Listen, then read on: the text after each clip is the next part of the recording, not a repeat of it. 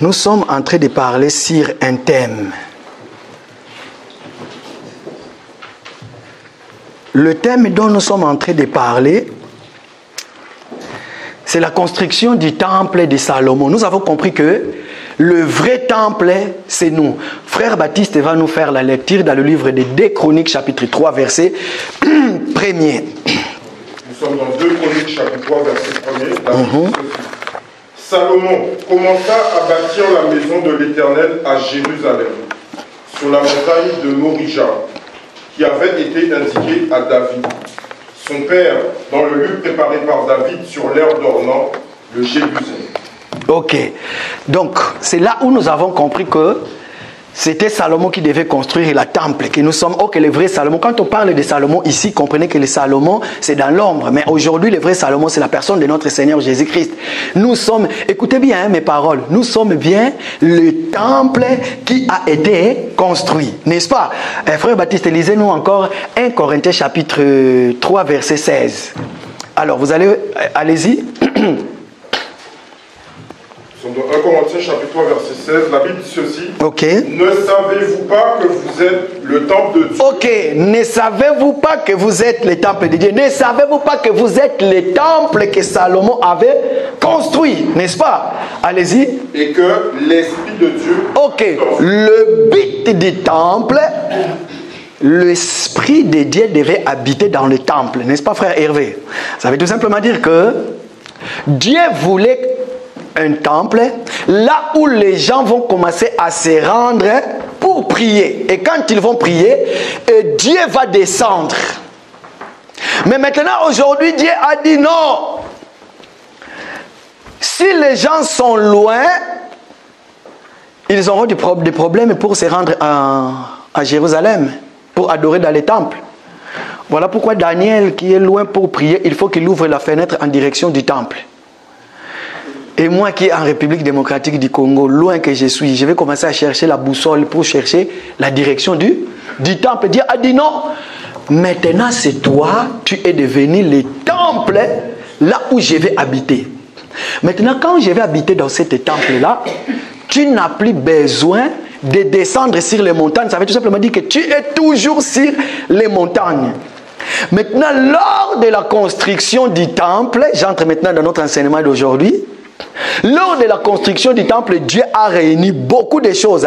David, qui est le père, comprenez que David, c'est le temps du matin. Le père et le fils, Salomon, c'est le temps du soir. Parce que l'église est dans le temps du soir. L'enlèvement de l'église sera le soir. Bien aimé, voilà pourquoi la Bible dit que des personnes seront dans une même lit. L'un est prise, l'autre est restée. Tout simplement pourquoi? Parce que selon le dit vierge, la Bible dit que le dit vierge, ça soupire et voilà. Mais laissez-moi vous dire, le vrai église ne dort pas. Il a toujours l'huile en lui. Pourquoi? Parce que nous sommes sur les montagnes. Nous sommes la lumière du monde. Christ éclaire le monde par nous. Voilà pourquoi nous sommes dans les montagnes. Mais maintenant, parmi toutes les choses que Salomon avait mis ensemble pour te construire, toi, qui est le temple, nous avons vu les coudées. Les coudées veulent tout simplement représenter l'enseignement. Dans l'enseignement, il ne faut pas ajouter, il ne faut pas enlever.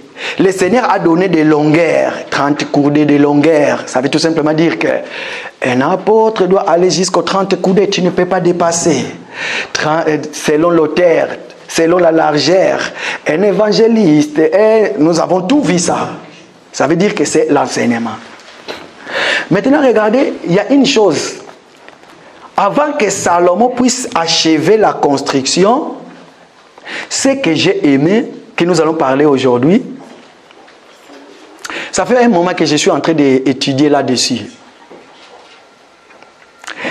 Nous allons comprendre, papa, lisez-moi, 2 Chroniques, chapitre 3, versets 10 à 13.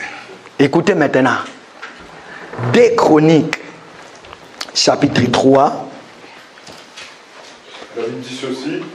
Il fit dans la maison du lieu très saint 2 chérubins sculptés.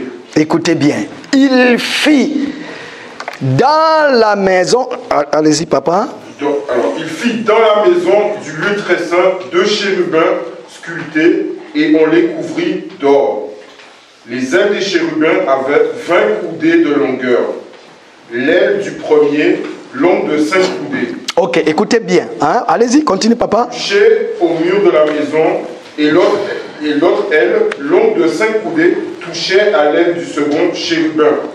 L'aile du second chérubin, longue de 5 coudées, touchait au mur de la maison et l'autre aile, longue de 5 coudées, joignait l'aile du premier chérubin.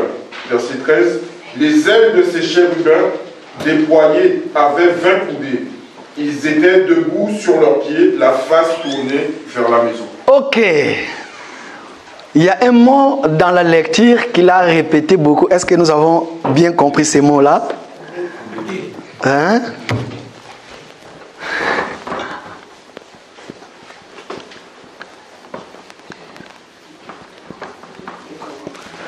Voilà notre thème aujourd'hui. Si le Seigneur a permis que nous puissions parler sur la construction du temple, maintenant nous allons remarquer, on nous parle des chérubins dans le temple. Waouh! Je me suis dit, mais nous disons que dans cet évangile, nous parlons de tout. De tous les mouvements, nous expliquons. De toutes les positions, nous expliquons. Ça veut tout simplement, ça veut dire quelque chose. Alors je me suis posé la question, je me suis dit que qui sont les chérubins? Voilà. Il est question de 2 chérubins dans le temple de Salomon. Bon, ici déjà épargnez-moi, je ne vais pas faire de dessin, hein? Parce que si le Seigneur avait permis à Salomon qu'il puisse faire le chérubin. Vas-y, frère Baptiste, lisez-moi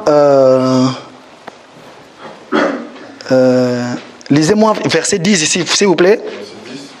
Écoutez bien, écoutez bien. Il fit dans la maison du très saint 2 chérubins sculptés. Ok, c'est bon. 2 chérubins sculptés. Hein? Donc, c'était des chérubins sculptés. Ça veut tout simplement dire que notre temps aujourd'hui, ce n'est plus le temps de représentation. Nous ne pouvons plus faire des chérubins sculptés, n'est-ce pas? Est-ce que je me suis fait comprendre? Mais lors de la construction du temple, les chérubins avaient une signification dans le temple. Si aujourd'hui nous sommes les temples de Dieu vivant, ça veut dire qu'en Israël, jadis, il y avait aussi un temple qui a été construit par les mains d'hommes. Maintenant, or qu'aujourd'hui, il n'y a pas de représentation. Épargnez-moi de tout dessin. Voilà pourquoi aujourd'hui, je ne vais pas dessiner. De peur que je puisse dessiner des êtres spirituels sous ma pensée à moi. Non. Il n'y aura pas de dessin. Alors, qui sont les chérubins? J'ai essayé de fouiller. J'ai retrouvé des chérubins. Sachez-le déjà, les chérubins, ce sont des êtres spirituels qui sont au service de Dieu. Comprenez, la Bible dit que tout a été créé par lui et pour lui. N'est-ce pas?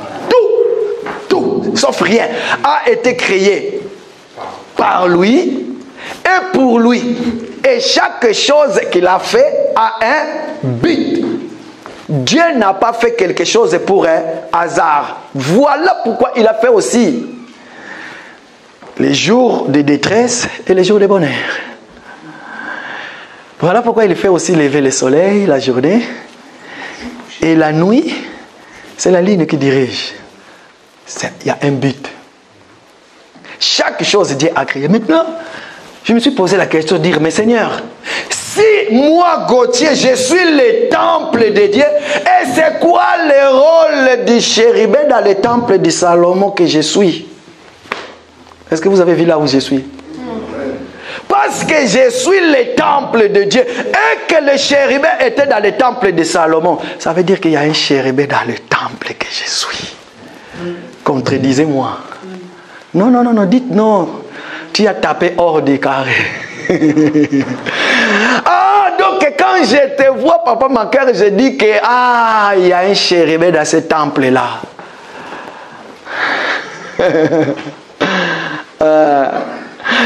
Maintenant, regardez. Quand j'ai regardé, je me suis dit, ok. Si Dieu a créé chaque chose pour un but, dans le temple de Salomon, il dit, Salomon, maintenant tu vas créer 2 chérubins. J'ai regardé dans la Bible, beaucoup des endroits j'ai trouvé, on ne parle que de 2 chérubins, 2 chérubins. Il y a quelque part, on parle aussi des chérubins qui ont fait des 4 visages. On nous parle de ci, c'est ça. Écoutez, ce que je vais vous dire, dans cet évangile, nous ne le faisons pas. Ne le faites pas. Mais juste pour la curiosité, j'ai dit, bon, ok, je vais essayer de voir le monde, comment il représente les chérubins. J'ai regardé dans les Google. Ça, ce n'est pas pour mettre ça dans ma tête, mais c'est pour voir le monde, parce que le monde, ils ont leur façon. C'est comme ça que j'ai vu les bébés. Hein? Ils ont fait type une chose, c'est comme un petit bébé avec les ailes qu'on présente, soit des ailes de chérubins. Il y en a qui ont fait des chérubins avec 6 ailes. Chacun a fait sa dessin. Maintenant, je me suis dit, c'est quoi leur place dans mon cœur? Ils n'ont pas de place. Or qu'aujourd'hui, les temps que nous vivons, nous comprenons que les vrais chérubins sont venus dans la vie des apôtres les jours du venue du Saint-Esprit. Et que les chérubins aujourd'hui, ils ne sont plus ce que notre bien-aimé a dit, sculptés, n'est-ce pas? Mais ce sont des êtres spirituels qui est...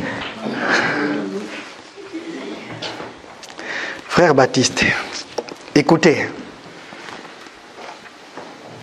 Voilà, c'est comme ça que j'ai dit, nous n'allons pas parler de leur description, parce que moi-même, tant que je suis encore ici sur terre, je n'ai pas encore monté pour aller voir comment ils sont. Je ne peux pas expliquer, mais tout ce que je sais, sachez-le bien que dans notre temps ici, Dieu, nous ne pouvons plus le voir sous forme angélique. Dieu est descendu avec les ailes. Non. Dieu, pour te parler, il va utiliser Papa Macaire. Il va utiliser le frère Hervé. Il va utiliser le frère Serge Viocolo pour te parler. Pourquoi? Parce que tout simplement, Dieu ne peut plus venir comme Israël attendait autrefois la consolation. Pourquoi Israël, quand il attendait la consolation, et il croyait qu'il y aura un Dieu qui va venir avec des chevaux et tout, avec sa cavalerie. Il est en train de venir, les ciels vont s'ouvrir. Il descend pour venir sauver Israël. Mais il est venu comme un homme. Aujourd'hui, Dieu pour te parler, un ange pour te parler. Voilà pourquoi la Bible dit, dans le livre de Genèse, Abraham, c'était à midi, hein, le soleil était au zénith. C'est comme ça qu'il voit les anges. Ces anges-là n'avaient pas des ailes, c'était des hommes comme toi et moi. Ma sœur, sache-le que Dieu pour te parler, peut-être qu'il va m'envoyer moi. Peut-être qu'aujourd'hui, je suis l'ange que Dieu envoie auprès de toi. Parce que tous les anges sont au service de Dieu. Amen. Maintenant, le problème, c'est quoi? C'est à toi, ma sœur Jessie, tu dois comprendre. Est-ce que c'est que frère Gauthier est en train de dire? Est-ce qu'il a ajouté des coudées? Ou bien il s'est arrêté? Là où on dit 30 coudées, il s'arrête aux 30 aussi. Parce que s'il dépasse les coudées, ça veut tout simplement dire l'enseignement n'est plus bon.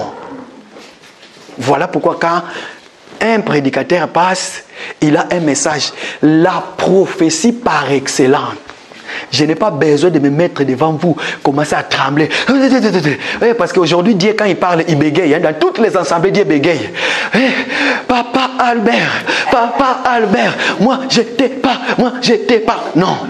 Mais nous, notre Dieu que nous prions, quand il parle, il dit l'Assemblée des élus de Paris. Parce qu'on a déjà vu Dieu est en train de parler, mais il a appelé Dieu là quand il est en train de parler. Dieu a appelé Papa Jimmy de papa. Papa Jimmy. Dieu qui parle, il appelle de Papa Jimmy papa. Est-ce que vous avez compris? Dieu est en train de parler à maman Albertine. Dieu descend, il commence à dire, il y a Albertine, il y a Albertine. Et c'est quoi ça? Donc nous avons compris, ça c'est toi. Mais Dieu, il te connaît par ton nom. Quand il descend, quand il te parle, il te dit, Hervé, je suis l'Éternel, ton Dieu qui te parle. Amen. Voilà. Et dans ce qu'il dit, nous devons comprendre que ça c'est Dieu qui parle. Oh, que le parler de Dieu, quand Dieu descend pour parler dans l'assemblée comme ça, là, c'est pour édifier toute l'assemblée. Mais quand Dieu nous montre qu'il a une bénédiction pour maman Jeannette, en ce moment-là, Dieu va attendre maman Jeannette à sa place. Maman Jeannette, il ne va pas dire maman Jeannette, mais il va dire, moi je reçois Jeannette.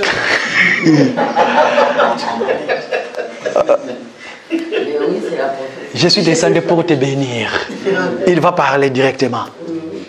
Donc comprenez-le que Dieu aujourd'hui, vous allez voir, je connais, j'ouvre une parenthèse, moi j'ai déjà vu les gens en train de disputer. Ça, c'était vraiment dans l'assemblée. Dans la prophétie. On a déjà vécu cela. Les gens sont en train de disputer. Dieu a dit ceci, l'autre Dieu a dit ceci. Il y a l'autre. On a même vu, le prédicateur est passé devant, il a pris le micro. Il y a une sœur s'est élevée dans l'assemblée, il a commencé à dire Alléluia, Alléluia, Dieu a dit il n'y aura pas l'enseignement aujourd'hui, il n'y aura pas. Continuez de m'adorer, continuez de m'adorer. Je vous dis la vérité. Maintenant, il faut écouter qui? Pourquoi? Parce que la prophétie par excellence, c'est la parole. Lorsqu'on est en train de prêcher, c'est la prophétie par excellence. La Bible que vous voyez, la Bible, c'est une lettre d'amour du Père pour nous. Amen. C'est un testament que le testataire lui-même, il a approuvé. Et dans le testament, il n'a pas caché les choses. Dans le testament, il nous a tout révélé. Mais si pour vous, dans la Bible, il y a encore des choses cachées, sachez-le que vous n'avez pas été appelé. Ne prêchez pas, asseyez-vous qu'on vous prêche. Si nous disons que la Bible est la prophétie par excellence, et que maintenant nous avons prié, nous avons chanté, tout, maintenant nous allons passer la parole au prédicateur, il y a une sœur qui s'élève, nous n'allons pas écouter la parole aujourd'hui. Donc vous interdisez à Dieu de parler.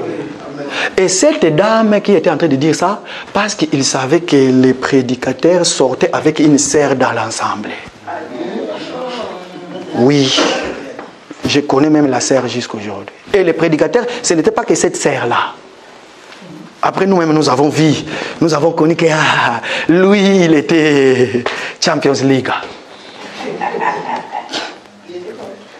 Alors maintenant, il fallait écouter qui. C'était aussi ces jours-là. Tout le monde, je me souviens, parmi les gens qui empêchaient cette dame-là de parler, moi aussi, je me suis levé. On a commencé à lui dire, non, non, non, asseyez-vous, asseyez-vous, laissez-lui prêcher. Dans ce cas-là, il fallait écouter qui. Donc, bien aimé dans le Seigneur, sachez-le que un prédicateur, c'est aussi un messager du Seigneur. Ça veut tout simplement dire que s'il est le temple du Saint-Esprit et que Dieu habite en lui, tout ce qui sort de sa bouche, c'est de l'abondance du cœur que la bouche parle. Tout ce qui lui dit que c'est le Seigneur qui lui a donné et qu'il y a des chérubins dans le temple qu'il est. Écoutez maintenant. Premier rôle de chérubin que j'ai trouvé dans toute la Bible. Si vous lisez la Bible, vous allez voir le premier chérubin que la Bible nous parle. Genèse chapitre 3, verset 24. Écoutez le premier rôle de chérubin. Écoutez maintenant. Genèse 3, 24. C'est ainsi qu'il chassa Adam, et il mit à l'orient du jardin d'Éden les chérubins qui agitaient une épée flamboyante pour garder le chemin de l'arbre de vie. Ok. Lorsque Adam et Ève venaient de connaître le péché dans le jardin, le Seigneur va chasser Adam et Ève. Pourquoi? Parce qu'ils ne pouvaient plus toucher. Le but, c'était de ne plus toucher à l'arbre de vie. La Bible dit que le Seigneur va mettre 2 chérubins à l'entrée du jardin. Le but, c'était quoi? C'est pour empêcher l'homme de prendre le chemin d'aller toucher l'arbre de vie. Donc ça veut tout simplement que le rôle que ces 2 chérubins jouaient là, c'était la protection de l'arbre de vie.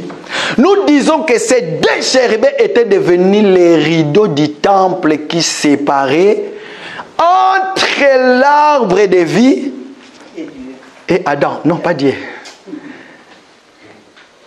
Voilà pourquoi, les jours de la mort du Seigneur, ces deux chérubins vont se séparer en deux. La Bible dit que les rideaux du temple se déchirent.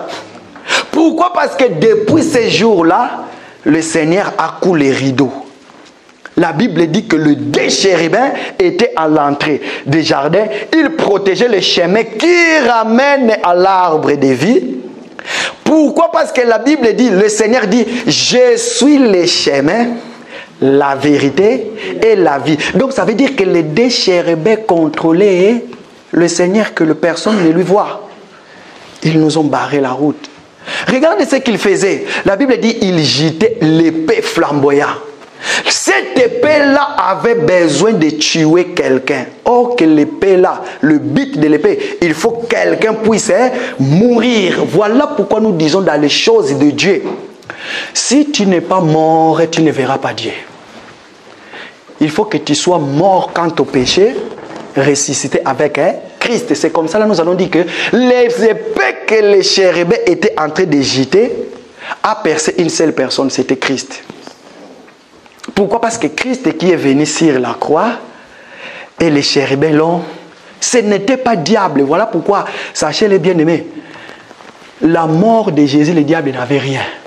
On a choisi juste Judas. Pourquoi? Parce que lui, il était le sacrificateur qui connaissait la chose. Comment faire ça, l'œuvre sacrificative. Mais ne dites-vous pas que Dieu a payé un prix chez le diable. Non. Jésus a payé le prix auprès de Dieu. Voilà pourquoi Dieu lui-même, il a envoyé les deux chérubins qui agitaient les flambeaux, l'épée. Ils ont arrêté de jeter l'épée le jour où Jésus a été percé. Et le sang est coulé. Lorsque les chérubins ont vu le sang ont coulé, qu'est-ce qu'ils ont fait? Ils se sont séparés. L'un à côté, l'autre à côté. Le rideau du temple s'est déchiré. Et puis, nous avons eu l'accès maintenant de suivre. Je suis le chemin. Nous commençons à suivre le chemin et la vie. Le chemin qui mène où? Vers le Père. Nul ne vient au Fils si le Père ne lui attire. Donc, ces deux chérubins qui étaient dans le jardin d'Éden, or que nous savons, la première église, c'était le jardin d'Éden. Le jardin d'Éden, c'est qui? C'est toi et moi. Nous sommes le jardin de Dieu. Voilà pourquoi la Bible dit qu'il y avait 4 fleuves qui sortaient des jardins pour arroser les jardins. Or que toi et moi, nous sommes arrosés aussi par les 4 évangiles. Amen. Nous sommes arrosés aussi par les 4 évangiles, qui sont les sources qui sortaient du jardin. Et que jadis, c'était gardé par les chérubins. Alors, si maintenant je suis le temple du Saint-Esprit, il est où la place de ces chérubins-là? Or que les chérubins du jardin qui protégeaient les jardins, pourquoi? Parce que je me suis dit, ok, s'ils étaient là en train de protéger les jardins, aujourd'hui le Seigneur est déjà passé par là. Il a été percé.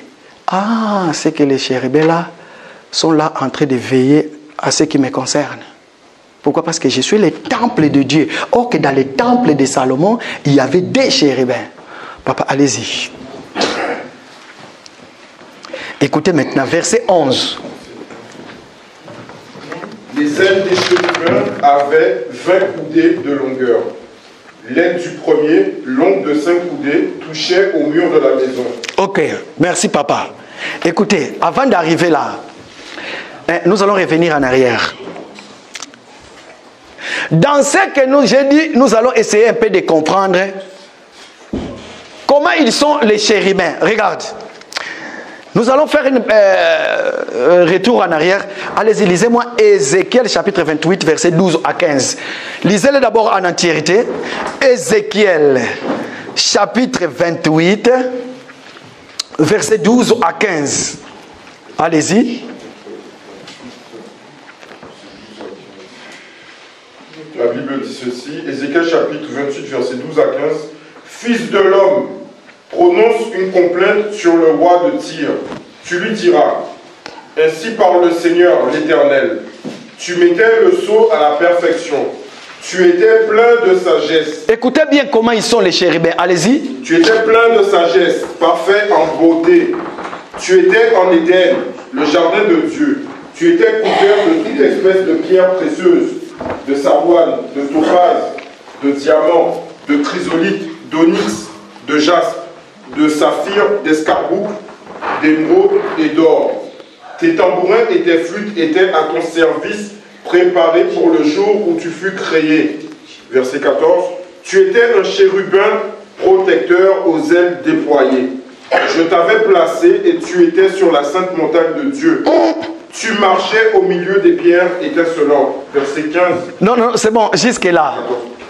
Donc ici, il ne s'agit pas... vous savez de qui on parle, hein? De Lucifer, hein?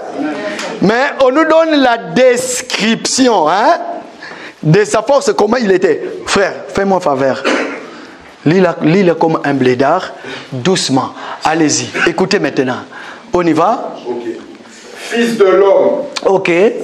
Prononce une complainte sur le roi de Tyr. Voilà. Tu lui diras, ainsi parle le Seigneur, l'Éternel. Écoute maintenant, ainsi parle le Seigneur l'Éternel. Ça veut dire c'est un ordre. Allez-y. Tu mettais le sceau à la perfection. Ok, tu mettais le sceau à la perfection. Parce qu'il ne plie. Voilà pourquoi on dit que tu mettais. N'est-ce pas? Allez-y. Tu étais... Donc, nous comprenons qu'un chérubin peut mettre les sceaux à la perfection, n'est-ce pas? Allez-y. La perfection de qui? De Éphésiens chapitre 4, verset 11. Pour la perfectionnement de l'Église, pour l'œuvre de l'édification des saints. Allez-y maintenant. Tu étais plein de sagesse. Tu étais plein de sagesse. Parfait en beauté. Parfait en beauté. Waouh. Allez-y. Verset 13. Tu étais en Éden. Tu étais en Éden que nous avons vu, nous avons parlé. Ça veut dire que je ne suis pas allé hors Libanda. Voilà. Allez-y, papa. Tu étais en Éden. Tu étais en Éden. Mais maintenant, ce n'est pas... Ici, on ne nous parle pas des chérubins qui étaient en train de jeter l'épée. Comprenez qu'il y a les chérubins qu'on nous parle d'ici, qui étaient en Éden, ce n'est pas le délai qui était en train de jeter l'épée. Lui, il était dans. Allez-y. Le jardin de Dieu. Ok, le jardin de Dieu. Tu étais dans Éden, le jardin de Dieu. Ici, maintenant, je le prends. Tu étais en Éden. J'ai dit que nous sommes l'Éden, l'église de Christ. Donc, il était en toi. Il est en toi. Est-ce que je me suis fait comprendre? Parce que nous sommes le jardin de Dieu. Ma sœur, tu es le jardin de Dieu. Ouvre ton cœur, tu verras le chérubin dedans. Il est là, et je te le confirme. Allez-y. Tu étais couvert de toute espèce de pierre. Tu étais couvert de toute espèce de pierre. Ok, dans le temple de Salomon, nous allons voir, on nous a parlé de beaucoup de pierres lors de la construction du temple. Allez-y. De savoine, de topaz. De topaz et tout. Ok. De chrysolite, d'onyx, de jaspe, de saphir, d'escarboucle, d'émeraude et d'or. Voilà. Tes tambourins et tes flûtes étaient à ton service, préparés pour le jour où tu fus créé. Le tambourin et quoi? Et les flûtes. Et les flûtes. Si nous allons dans le psalmiste, c'est là où on nous parle sur les flûtes. Le psalmiste, quand il parle, il dit psaume de David dans les cordes. Vous comprenez, vous êtes des biblistes. Donc je vais sauter, je vais aller à l'essentiel. Allez-y. Verset 14. Tu étais un chérubin protecteur. Tu étais un chérubin protecteur qui protégeait quoi? Là maintenant nous sortons du jardin. Tu étais celui qui protégeait que personne ne puisse franchir le limite pour aller détruire l'arbre de vie. Or que l'arbre de vie, on ne peut jamais le détruire. Allez-y. Aux ailes déployées. Aux ailes déployées. Écoutez, la Bible nous dit dans le livre des Chroniques, nous avons vu que la Bible dit que les ailes des chérubins étaient déployées dans le temple de Salomon. Allez-y. Je t'avais placé et tu étais sur la sainte montagne de Dieu. Écoutez bien aimé, je t'avais placé et tu étais dans la sainte montagne de Dieu. 2 Chroniques chapitre 3 verset 1, Dieu dit à Salomon, va sur les montagnes de Morija, c'est là où tu vas me construire le temple. Or que nous sommes le saint temple de Dieu. La Bible nous dit que le chérubin était placé où? Sous la sainte montagne. Donc ça veut dire que l'église que nous sommes, si nous sommes sur les montagnes, jusqu'aujourd'hui tu n'as jamais descendu, ça veut dire que les chérubins sont là. Ils sont aux lèvres du Seigneur. Allez-y. Tu marchais au milieu des pierres étincelantes. Tu marchais au milieu des pierres étincelantes. Ne savez-vous pas que vous êtes le pierre vivant? Il y a un chérubin qui marche au milieu des pierres étincelantes. Or que l'église aujourd'hui, tu es une pierre qui est chauffée étincelante. Pourquoi? Parce que tu es chauffé par le soleil. Vous savez, quand le soleil te frappe, en ce moment-là, tu dégages, la pierre dégage une chaleur. Même un serpent vivant, s'il marche sur cette pierre-là, il doit fuir. Parce que la pierre est chauffée. Bien-aimés dans le Seigneur, c'est ça que nous sommes en train de faire chaque vendredi.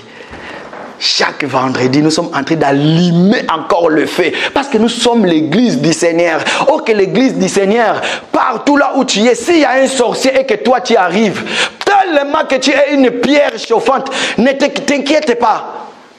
Le sorcier là, il va te qualifier de beaucoup de choses. Tout simplement parce que tu dégages la chaleur du Seigneur. Et que le soleil te frappe. Et que toi maintenant tu dégages cette soleil là. Prenez une pierre. Mettez-les dans un réchaud quand ça va chauffer et touchez cela. Vous allez voir, si tu arrives seulement de les toucher, sachez que le diable peut te toucher. Mais tellement que tu es l'enfant de Dieu et que le Seigneur te chauffe toi, c'est lui qui est faible dans la prière, c'est lui qui n'est pas dans la prière, c'est lui qui ne prie pas. Il va t'en vouloir toi parce que tu es sur les montagnes, tu es devenu une pierre chauffante. Il ne peut plus résulter auprès de toi. Et écoute, je vais te dire un truc. Tout ce qui t'arrive dans la vie, c'est parce que tu as décidé de te chauffer. Ouvre bien tes yeux, regarde bien tout ce qui t'arrive dans... Tout, sauf rien. Et si tu veux, arrête de prier. La personne qui te dérange, que ce soit ton mari, que ce soit ta femme à la maison qui te dérange, si tu arrêtes de prier, tu es devenu froid comme lui ou comme elle, tu verras que tout va devenir normal. Mais si seulement tu continues de prier, tu seras le meilleur ennemi de ton mari parce que toi tu es monté et lui il est en bas. Tu seras le meilleur ennemi de ta femme parce que toi tu es monté et ta femme est en bas. Voilà pourquoi il va te créer des problèmes. En réalité c'est ça. C'est ça. Mais si tous les deux, et regarde, si tous les deux, l'union fait la force, ma sœur Olga, si tous les deux, pour ne pas dire maman Nicole, si tous les deux, vous êtes ensemble, vous savez qu'est-ce qui va arriver? Même les enfants qui ne connaissent pas encore Dieu, qui n'ont pas encore mûri, et que tous les deux vous êtes unis comme un seul homme, vous vous levez dans la prière. Quand vous priez, à des fois vous vous tenez la main. Sachez que vous êtes un couple béni. Mais à cause de cela, le diable ne veut pas que tu pries ensemble avec ton mari ou avec ta femme. Je dis la vérité, frère Hervé. Voilà pourquoi ta femme ou ton mari ne peut pas venir. Mais maintenant, qu'est-ce qui va arriver? Regarde, nous disons, les conséquences corrigent mieux que les conseils. Seigneur, ma prière ce matin, toutes les personnes qui te causent du tort dans ta vie, toutes les situations qui te causent du tort, que ce soit la maladie, que ce soit je ne sais pas quoi, que ce soit... Yahweh, que tu sois une pierre chauffante pour chauffer cette situation-là, pour les calciner vraiment. Amen. Que le Seigneur ouvre beaucoup d'entre nous les yeux que nous voyons. Jésus. Si ces jours-là, Jésus connaissant qu'il va mourir, les gens qui l'attendaient dans Jérusalem, pourquoi? Parce que Jésus devait aller construire le temple dans Jérusalem, ville du roi. À ce jour-là, Jésus va dire, bon, maintenant je vais y aller. Déjà, la première personne, c'est Pierre qui va lui empêcher. N'y va pas, tu vas mourir. Il va dire, non, non, non, non, non, non. Ce n'est pas toi. L'esprit qui est en toi sort. Vous savez, j'ouvre une parenthèse. Il y a d'autres situations dans la vie. Hein? Tout ce qui t'arrive dans la vie, il faut regarder l'esprit qui est animé, soit derrière la personne qui te cause des problèmes, ou soit derrière la maladie, ou soit derrière ta situation. Je vous avais parlé d'un témoignage ici, pour ceux qui viennent le vendredi. Excusez-moi, j'ouvre une parenthèse.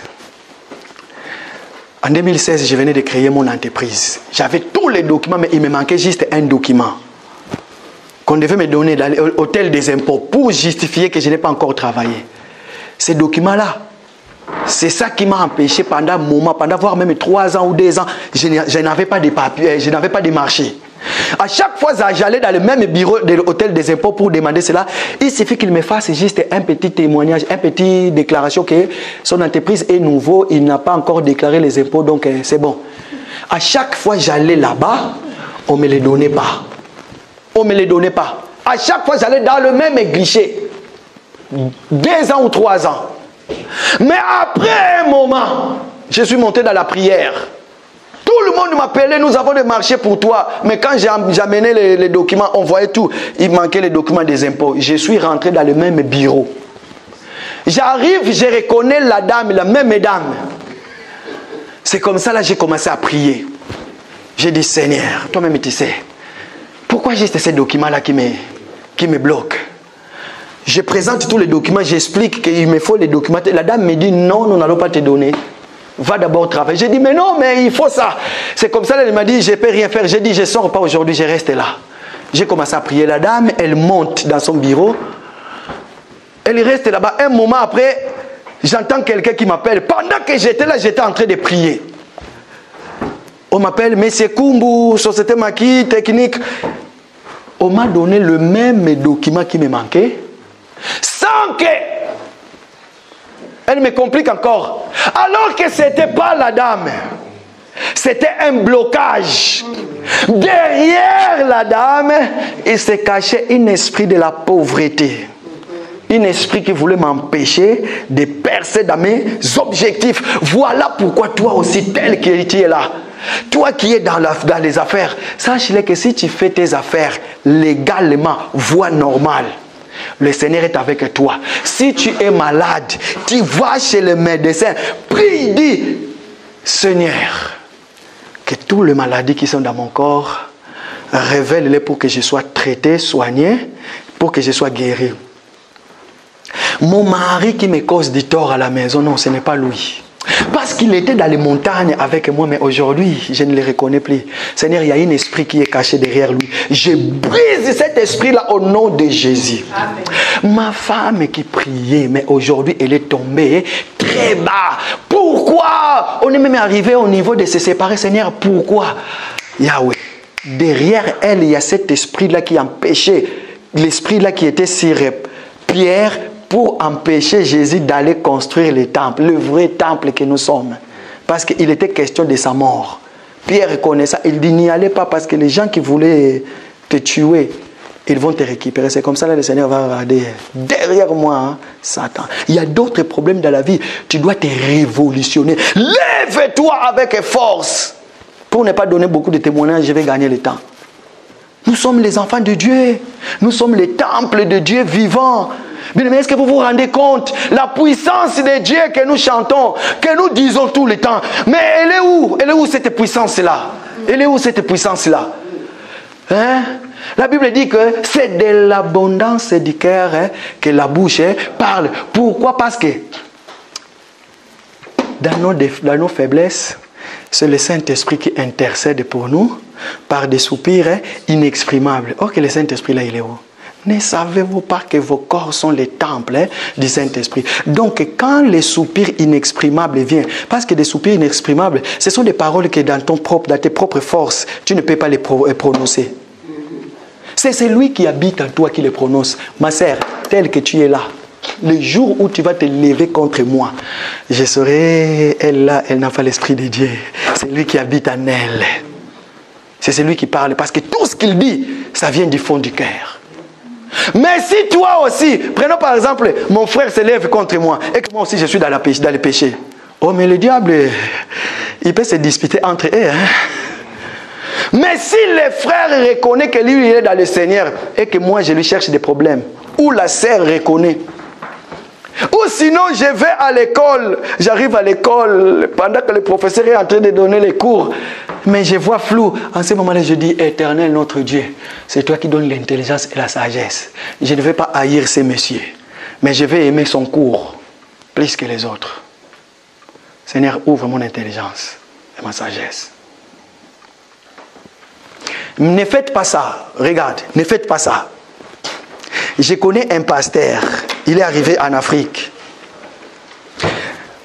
Après, je vais vous dire ce qui lui est arrivé. Le pasteur, là, il est arrivé en Afrique. Le pasteur de Bitoulougou. On nous a présenté. Je l'ai vu. On s'est salué vite fait.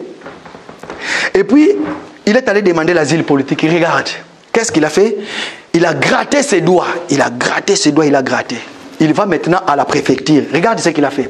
Pendant qu'on lui mettait les empreintes ne sortaient pas. La personne qui lui mettait les empreintes ne sortait pas. C'est comme ça la dame lui pose, mais pourquoi tes empreintes ne sortent pas? Et la personne a remarqué qu'il parlait. Il parlait. La personne lui a dit, mais pourquoi tu parles? C'est comme ça là lui dit, non, je suis en train de prier. Est-ce que sa prière a été entendue? Ne faites pas ça. Il prie dans le péché. Il a gratté les mains et il est en train de prier. Les gens qui ramènent des gens dans leur air. Et puis quelques temps après, je vais vous faire rire. Je suis allé au Strasbourg. C'était un dimanche, ma femme était sortie quelque part. Après l'église, elle rentrait à la maison, il croise le même pasteur. Le pasteur lui demande, mais il est où ton mari? Non, il n'est pas là, il est à Strasbourg. Ah, il est à Strasbourg, ok. Bon, écoute, aujourd'hui, je serai non loin de chez toi, je viendrai te voir pour te rendre visite. Qu'est-ce que tu vas venir faire chez moi à mon absence? C'est comme ça, là, ma femme prend le téléphone, il m'appelle. Je lui dis, s'il ose de t'appeler, laisse-lui venir. Et quand il sera là, appelle-moi.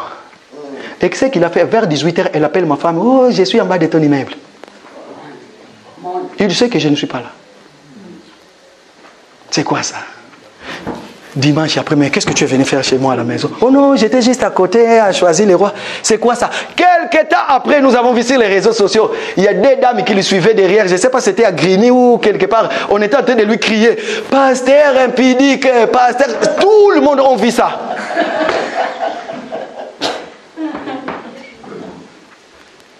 Oui, tout le monde, nous avons vu ça. On nous a envoyé même les images, nous avons vu. On est en train de crier sur lui, pasteur impudique. Donc ça veut tout simplement dire, nous sommes le temple de Dieu, nous devons refléter celui qui est à nous. Celui qui est à moi, il est plus fort que celui qui est dans le monde. Or que celui qui est dans le monde, c'est qui? C'est la jalousie, la haine, les disputes, les mensonges. Pourquoi? Parce que ça c'est le diable. Mais celui qui est en nous tellement il est plus fort. Pourquoi? Parce que moi je suis le temple de Dieu et que les êtres spirituels habitent à moi.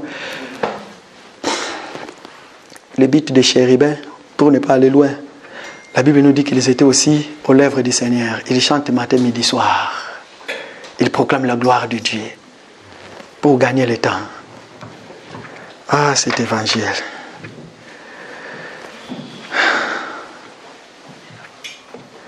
Ils sont là pour protéger nos vies, comme dans le jardin d'Éden. Ils sont là pour veiller sur nous. Ils sont au service de l'Éternel. Nous avons dit que, la Bible dit que le chérubin marchait au milieu des pierres étincelantes, n'est-ce pas? Réalisez-la s'il vous plaît. Il marchait sur les pierres étincelles. Écoutez, lisez-moi Job chapitre 5 verset 7. Job 5, 7. Nous sommes dans le livre de Job chapitre 5 verset 7. Il est écrit ceci. L'homme est pour souffrir comme l'étincelle pour voler. L'homme, répétez-le quoi? La Bible dit l'homme naît pour souffrir comme l'étincelle pour voler. L'homme naît pour souffrir, mais la souffrance n'est pas de ce genre de souffrance-là que tu penses. Notre souffrance, pourquoi? Parce que nous recevons le soleil qui nous frappe et tu reçois la souffrance quand le soleil te frappe. Regarde. Vous savez, notre bien-aimé qui est en train de faire la lecture, si vous le voyez tel qu'il est, il est de teint clair, hein? Quand le soleil est en train de lui frapper, les couleurs de sa peau est en train de changer. Si les gens te voient, ils vont dire, ah, le frère de Baptiste, il a vraiment un problème. Pourquoi? Parce que son corps transmet son intérieur. Quand le soleil est en train de frapper un enfant de Dieu, t'inquiète pas que tu vas souffrir. Tu vas avoir des problèmes, tu vas avoir des tribulations. Voilà pourquoi le Seigneur dit, vous aurez des tribulations et des tribulations dans ce monde. Pourquoi? Parce que vous avez accepté de quitter le monde et venir auprès de moi. Maintenant, quand tu viens auprès de moi, quand les gens se préparent pour aller dans les concerts mondains, mais toi, maintenant, tu vas dire, je ne peux plus y aller. Jadis, si j'étais là-bas, je n'ai rien gagné. Quand les gens sont en train de disputer, prêts à bagarrer, toi, tu es l'enfant de la paix. Tu vas venir, tu vas dire que la paix soit avec vous, séparez-vous. Il y aura des problèmes qui vont t'arriver dans la vie. Frère Baptiste, tu vas dire, ah, quand j'étais dans le monde, lui là, j'allais lui faire ceci, cela. Et là où tout le monde est en train de prendre la bière avec des cigarettes, aujourd'hui, il y a ce phénomène de chicha qui règne maintenant chez les jeunes. Quand ils prennent les bières avec des chichas, quand tout le monde prend cela, mais toi, tu te dis, ah, j'étais là. Il y a une partie de mon corps qui me dit, vas-y. Mais tellement je suis frappé par le soleil, je ne peux plus. C'est ça ta souffrance. Pourquoi? Parce que le soleil est en train de te brûler et tu vas devenir quoi? Une pierre, hein? Or que quand tu vas devenir une pierre chauffante, quand tu vas rentrer chez toi à la maison, même si tu dors ensemble avec un sorcier, il ne faut pas avoir peur. Dans cet évangile, nous disons, hein, nous n'avons pas peur des sorciers. Rien. Même si on nous dit que, oh non, c'est quoi la chanson là? Même si on nous dit que...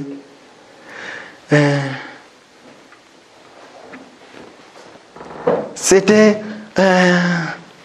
ça a toujours été pendant la fête que les enfants de Dieu s'est tués. Ça a toujours été pendant la fête. Ça veut tout simplement dire que c'est pendant la fête de la Pâque que le Seigneur Jésus-Christ a été. C'est pendant la fête. C'est pendant la fête. Et aujourd'hui, on nous dit que chaque fin de l'année, les sorciers de la famille, ils t'ont laissé du premier jusqu'à la fin de l'année, juste pour te tuer à la fin de l'année. Oui, nous prions, nous gênons. Mais non parce que nous avons peur d'eux. Parce que dans la nomenclature de la puissance, hein, le diable, dans les niveaux spirituels, les sorciers, ils sont vraiment au niveau très bas. Maintenant, quand un sorcier te veut à toi, un enfant de Dieu, qui est une pierre vivante, et que tu sais qu'en toi, il y a les êtres spirituels. J'ai pris cette partie-là des êtres spirituels. Pourquoi? Parce que nous représentons le temple. Nous représentons les temples. Je ne dessine pas les chérubins. Si nous sommes les temples et que dans le temple de Salomon, il y avait des chérubins, ça veut tout simplement dire que tellement que j'ai la puissance de Dieu, même la fin de l'année, je n'ai pas peur. Parce que je suis une pierre chauffante. Ma maison a été construite par des pierres, comme j'avais dit. Et que Christ, la pierre angulaire, pourquoi? Parce que la pierre qu'on rejetait, ce qui bâtissait autrefois, est devenue la pierre principale de la construction de ma foi. Pourquoi? Parce que Christ en nous, c'est pour construire la foi. Mais maintenant, pourquoi j'aurais peur? Je vais gêner pour réchauffer encore ma position d'un enfant de Dieu, pour demander au Seigneur éternel notre Dieu, est-ce que vois-tu ce que je fais? trouves-tu du plaisir en me regardant? Moi, ton fils, ta fille, moi qui ai la nature de Dieu, tout ce qui est de Dieu est à moi. Seigneur, je n'ai pas peur pour la fin de l'année. Mais mon problème, je gêne aussi. Pourquoi? Parce que toi, tu as dit, est-ce qu'aujourd'hui, tel que nous sommes là, quelqu'un de nous peut mener la deuil pendant que son mari ou sa femme est encore en vie? Ta femme est en vie ou ton mari, mais tu vas dire, bon, je vais appeler les gens, venez, nous allons faire le deuil de mon mari ou de ma femme. Mais non. Mais la femme va mener le deuil de son mari quand le mari sera enlevé. C'est à ce moment-là ils vont prier. Nous sommes en train de prier. Pourquoi? Tout simplement parce que pour nous les enfants de Dieu, chaque vendredi tu te dis, Seigneur, je vais jeûner. Alors que j'ai des choses que j'en ai besoin. La nature de Dieu est sur moi. Toutes les choses que tu as créées sont sur moi. Pourquoi? Quand tu m'avais créé, tu as dit que l'homme est bon. Tout ce que tu avais créé, tu avais dit bon. Mais pourquoi je suis devenu corps malade? Et pourtant, ta parole est sur moi. Je suis le temple de Dieu vivant. Comment se fait-il que le temple de Dieu peut devenir malade? Est-ce que cela est ta volonté? Seigneur, si toi, tu es à moi et que le Saint-Esprit habite à moi, mais l'enveloppe que je suis, comment je sois malade? Parce que si l'enveloppe est malade, ça veut dire qu'il y a un mais. Ou soit, comment se fait-il que moi je me dis que je suis le temple de Dieu, mais dans ce que nous avons dit que l'église est construite sur la montagne, comment se fait-il que l'église que je suis, mais on me retrouve ici, là. À des fois, je monte, j'arrive ici, là, je regarde en bas. Les disputes est à moi. Les querelles est à moi. Tout est à moi. Mais quand je vais tomber malade, est-ce que vous savez aujourd'hui, cette maladie-là qu'on appelle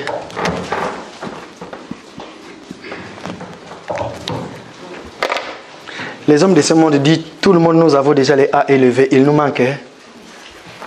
Est-ce que vous avez même le gène aujourd'hui, ça n'épargne plus? Vous savez pourquoi? Bien-aimés dans le Seigneur, quand nous étions en train de prier,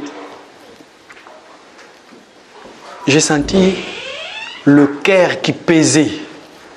Voilà pourquoi je vous ai dit, nous allons rester silence, prie maintenant. Vous savez, il peut y arriver quand nous sommes en train de prier, ou que quand tu pries avec des gens, le Seigneur peut t'utiliser, tu vas sentir une lourdeur en toi, ou une charge en toi. Essaie de t'examiner. Si ce n'est pas en toi, ça peut être les mensonges, ça peut être la haine contre qui que ce soit, mais tu es venu quand même à l'église. Et pendant que nous sommes en train de prier, le Seigneur peut nous parler. Mais maintenant, toi qui gardes la haine ou la jalousie à ton frère ou à ta sœur, vous savez qu'est-ce qui va arriver? Or que la haine et la jalousie, quand il est dans ton cœur, sache-le qu'à chaque fois que tu vas écouter qu'il y a un problème, la première des choses, waouh, il y a ton cœur, boum, tu es en train de s'autodétruire. T'inquiète pas quand tu auras la maladie du cœur. Parce que toi, ce que tu fais en cachette. Parce que toi, et quand tu vas comprendre que, oh non, j'étais dans l'ignorance, voilà pourquoi le problème est venu. Maintenant, je vais monter sur la montagne. Et pour toi, qui a causé du mal, écoutez, je vais dire ceci. Pour toi, Paul, Saul, qui a persécuté l'église, écoutez, hein, pour toi, Saul, qui a persécuté l'église du Seigneur, il y a une charte sur toi maintenant, dans la peau. Quand tu vas recevoir le don du Saint-Esprit, le Seigneur te pardonne, mais les conséquences de la charte restent. Je ne sais pas si je me suis fait comprendre. Tu es un enfant de Dieu. Tu pries, un moment tu tombes dans l'impudicité. Tu tombes dans l'impudicité. Tu sors avec un homme ou une femme qui a la maladie là que vous savez et que tu es contaminé. Et du coup tu reviens dans le Seigneur, Seigneur pardonne-moi. Le Seigneur t'accorde le pardon. Qu'il plaise à lui par sa volonté que tu sois guéri. Mais si tu n'es pas guéri, le Seigneur te connaît toujours. Dieu peut permettre par cette maladie-là que tu quittes la terre des hommes, que tu pars. Mais tu pars auprès de lui. Cela ne veut pas dire que Dieu continue toujours à te condamner, non. Parce que Dieu te connaît. Il ne veut pas que tu tombes trop bas. Voilà pourquoi, bien-aimés, nous sommes les temples de Dieu. Et que nous sommes des pierres vivantes. Que tout celui qui n'a pas des intercelles, qui sera aux côtés de toi, que tu puisses le brûler. Lisez-le bien-aimé, 1 Pierre chapitre 2 verset 4 à 5. 1 Pierre 2 4 à 5. Écoutez ce que la Bible dit. Écoutez ce que la Bible dit.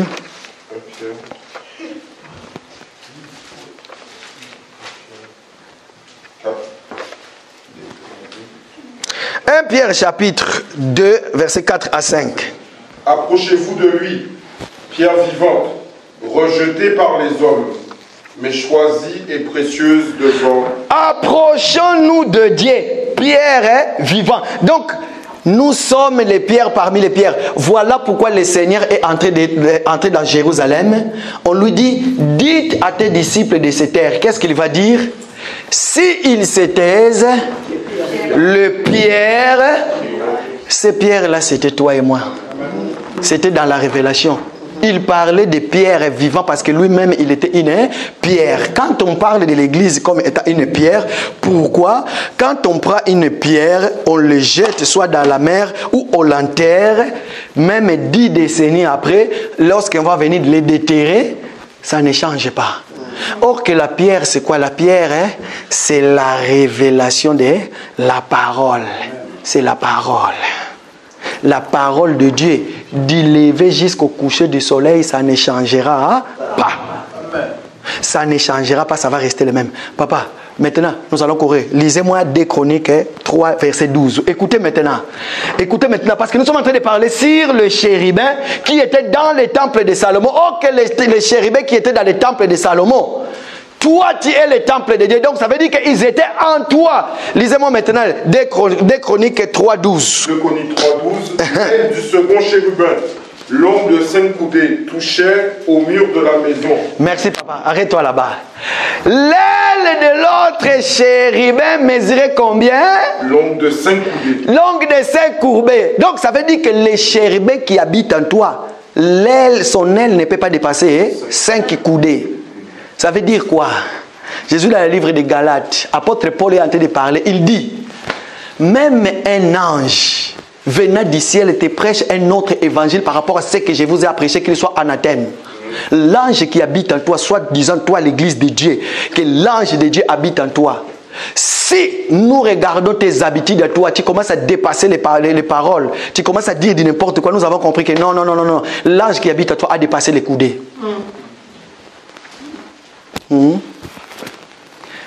Réalisez-moi le même verset. L'aile du second chérubin, longue de 5 coudées. Donc ça veut dire son aile. Pourquoi l'aile? Israël, je vous ai porté dans mes... Ça ne peut pas dépasser. Il est de 5 coudées. Et il faisait quoi? Touchait au mur de la maison. Ah, il touchait au mur de la maison que tu es. Le toucher de l'aile des anges dans la maison qui est, c'est pour garder la connexion avec toi. Si l'aile des anges est en train de te toucher, ça veut dire que cette aile-là doit rester touchée. Parce que dans le temple, l'aile du chérubin touchait le mur de la maison. Est-ce que toi, l'aile du chérubin te touche tel que tu es là? La mire de la maison de Dieu que tu es. L'enveloppe du vrai. Parce que nous disons, l'enveloppe, il est comme ça. Ça, c'est l'enveloppe. Et on a marqué l'adresse du destinataire. Entre l'enveloppe et le contenu, le courrier qui est dans l'enveloppe, qu'est-ce qui est le plus important? C'est le courrier. Mais maintenant, le courrier doit suivre l'adresse pour arriver à la destination. Vous êtes une lettre écrite par, non pas par mon apostolat à moi, mais vous êtes une lettre écrite par, et que cet enseignement doit vous amener au ciel, à la destination de l'enveloppe. Mais si l'enveloppe, la destination de l'enveloppe n'est pas bien écrite, on va vous amener vers un papa qu'on appelle Tata Wanda. Quand vous allez arriver là-bas, Papa Albert, avant d'entrer, la première des choses, vous enlevez vos chaussures.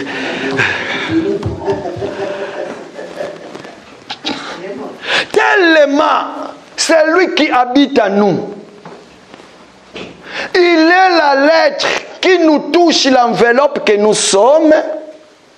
Voilà pourquoi on doit voir en nous l'adresse de destination. Parce que nous sommes enveloppe. Quand la personne lit dans ta face, il doit lire l'adresse de l'enveloppe. L'adresse de l'enveloppe, nous sommes en train d'aller dans notre demeure. Mais pendant que nous sommes allés dans notre demeure et que je porte ma croix, toi tu es en train de rigoler. T'inquiète pas. Tous nous allons monter. Mais ce jour-là, lorsque l'époux viendra, t'inquiète pas quand moi je vais partir. Et que toi tu vas rester. Avec toute la connaissance que tu avais. Si l'aile du chérubin touchait la maison, ça veut dire que l'enveloppe qui est, la lettre qui est dans l'enveloppe, garde le contact avec l'enveloppe. Parce qu'on ne peut pas mettre un courrier dans l'enveloppe sans que ça touche. Ça veut tout simplement dire que bien aimé dans le Seigneur, la parole de Dieu, je suis dans le livre de Job, que cette loi ne s'éloigne point de toi. Lisez-les matin, midi et soir. C'est comme ça que tu réussiras dans tout. Josué, pardon, merci. Dans toutes tes entreprises. Mais est-ce que vous savez, en gardant la parole, en lisant la parole, en le méditant, c'est comme ça là que la plénitude du Saint-Esprit vient en toi.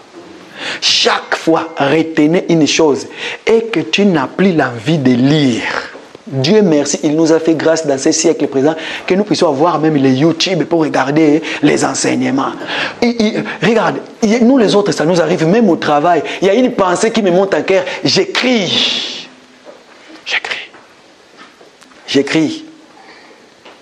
Et que tu veux faire quelque chose et que tu vois, non. Je peux faire ça moi aussi. Mais il y a quelque chose qui est dans moi qui me dit ne le fais pas. Ne le fais pas.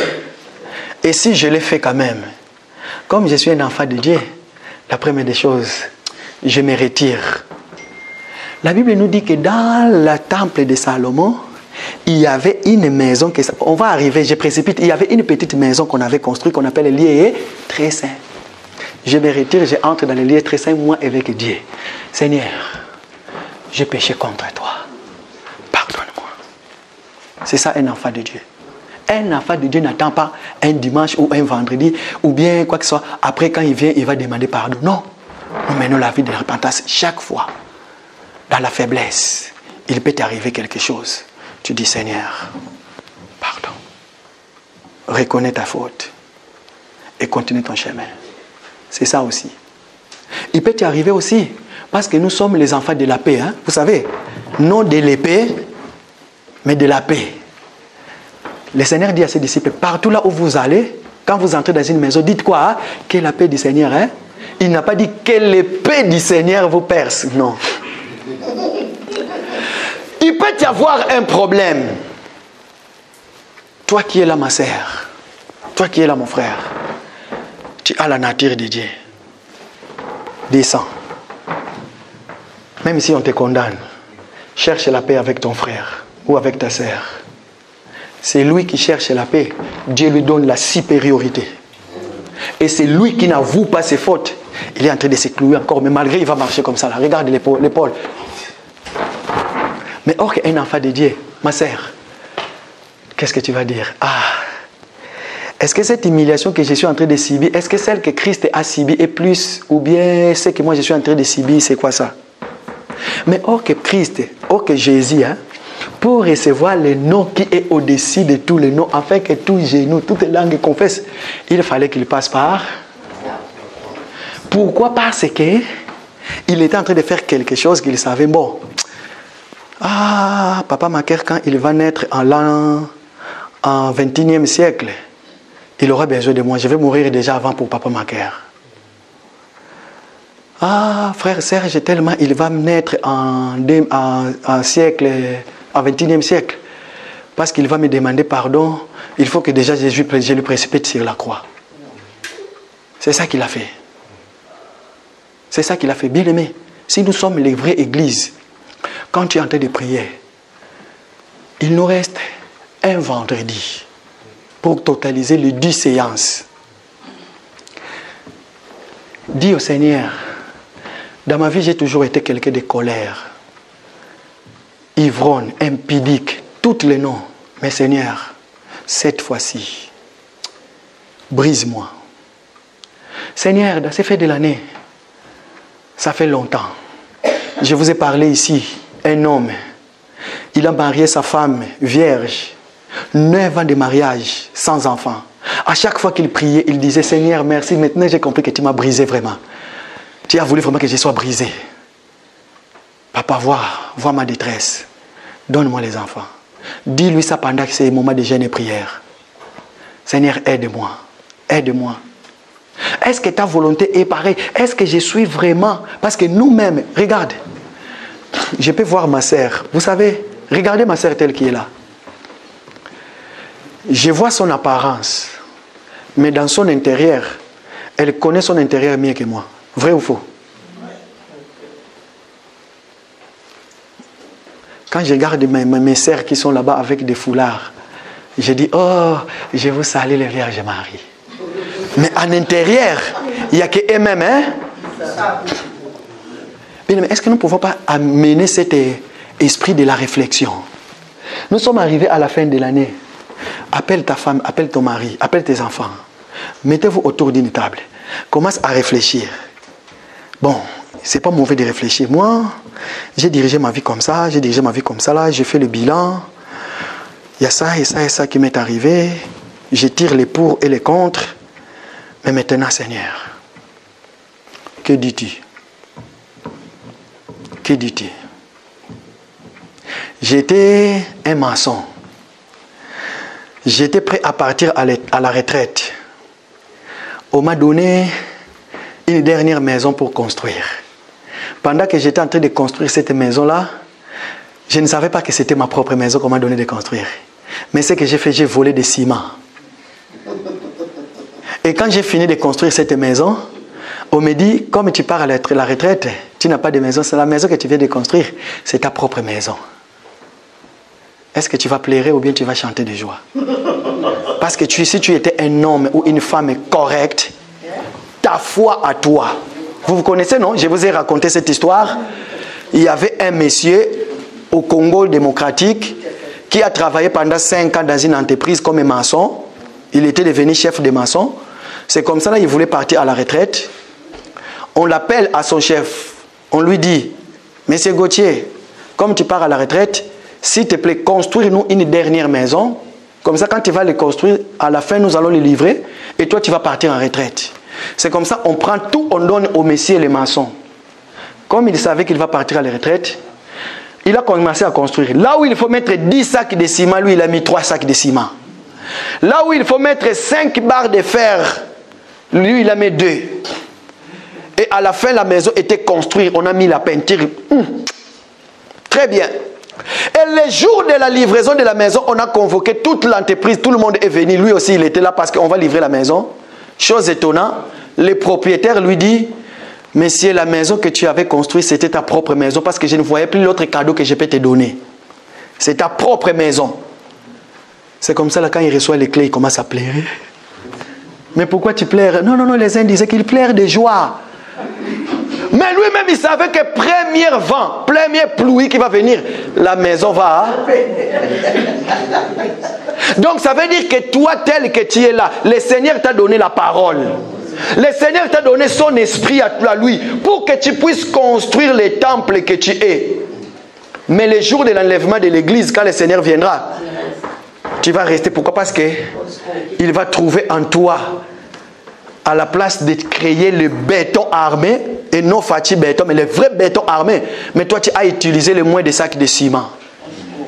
Ta foi a été construite sur le sable. Tu vas rater l'enlèvement. Mais la sable, tu l'as. De l'eau pour mélanger, tu l'as. Vous avez compris? Les barres de fer, tu l'as. Les pierres, tu l'as. Ça veut tout simplement dire, mais la parole, tu l'as. L'interprétation de la parole, tu l'as. Mais il te manque quelque chose. C'est le Saint-Esprit. Si tu n'as pas le Saint-Esprit, tu ne seras pas enlevé. Si les êtres spirituels ne se trouvent pas dans le temple que tu es, tu n'iras pas. Parce que les êtres spirituels représentent la présence de Dieu. J'allais parler d'un truc sur eux. J'ai déjà parlé de cela. Mais je garde cela parce que ça sera les cours pour les étudiants bibliques. Ça sera les cours sur l'angéologie. À des fois, les anges représentent la présence de lui-même Dieu. L'ange Michael, c'est l'éternel Dieu des combats. Donc, ça veut dire, bien aimé, quand on va ouvrir, l'enveloppe est arrivée à sa destination. Quand on ouvre l'enveloppe, on va voir l'enveloppe a des rides froissées. Et pardon, le courrier a des rides froissées, illisibles. Pourquoi? Parce que tu ne consultes pas la parole, tu ne lis pas. Voilà pourquoi tu tombes facilement dans les péchés. Alors que la Bible nous dit dans le livre des Chroniques, chapitre 3, verset 12, que l'aile du second chérubin touchait au mur de la maison.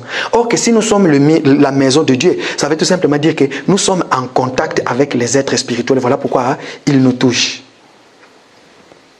La Bible dit dans le livre de 2 Corinthiens, chapitre 3, verset 13, nous n'allons pas lire, 2 Chroniques, pardon, chapitre 3, 2 Chroniques 3, verset 13, 2 Chroniques 3, 13, la Bible dit que les chérubins, ils étaient debout sur leurs pieds. Bien-aimé dans le Seigneur, toi quand tu te mets debout comment? Parce que quelqu'un qui est en toi, s'il est assis, quelque chose peut lui arriver. Mais quand il est debout, il est dans sa position de force. Il peut se défendre. La Bible dit, Étienne était en train d'être lapidé. C'est comme ça que le Dieu ouvre les yeux d'Étienne. Étienne voit Dieu debout. S'il a vu Dieu debout, ça c'est une image de la représentation que Dieu a permis qu'il puisse voir. Or que Dieu qui est debout, il est dans sa position de force aussi. Parce qu'il sait que toi, mon église, Étienne, tu es menacé. Voilà, maintenant tu vas venir me rejoindre. Est-ce que le chérubin qui est sur toi, son visage était où? Son visage regardait où? Pour terminer, écoutez.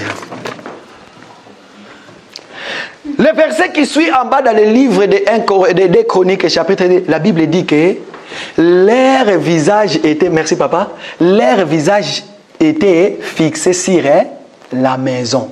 Les chérubins, leur visage était fixé sur la maison.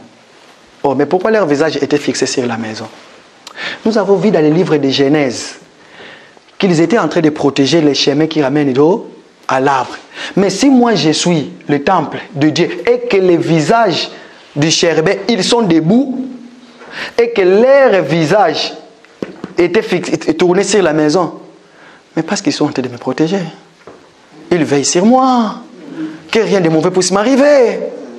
Quand l'ennemi va rôder tout autour de moi et chercher une porte d'entrée, mais il va intervenir. Mais pourquoi pleures-tu? Quand je suis malade, il va intervenir. Nous sommes tous debout. Nous sommes tous debout, église. Quand je suis malade, il va intervenir. Quand j'ai un problème, il va intervenir. Mon frère, je suis en France. Les gens peuvent dire de moi tout ce qu'ils veulent. Mais il va intervenir. Je n'ai pas fini ce message. On m'a signalé le temps. Je vais finir ça vendredi. Pourquoi? Parce qu'après le dimanche de la semaine prochaine, nous allons parler de 2 colonnes. Il y avait 2 colonnes dans le temple. Bien aimé, prie maintenant, élève ta voix, dis Seigneur, je suis le temple du Saint-Esprit. J'ai compris que toi tu habites à moi.